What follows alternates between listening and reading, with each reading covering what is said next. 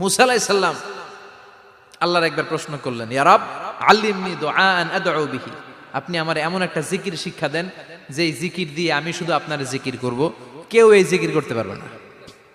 এই জিকির জানবো শুধু আমি, আর জানবেন কথা কোন? প্রশ্ন করছে কে? হ্যাঁ, কাকে করেছে?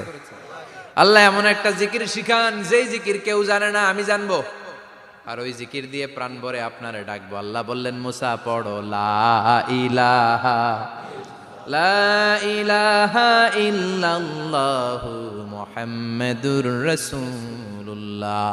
মুসা আলাইহিস সালাম বললেন, আল্লাহ চাইলাম কি, কইলেন কি? লা ইলাহা তো জাতীয় জিকির, এটা তো আন্তর্জাতিক জিকির, এটা জানে না এমন কেউ নাই।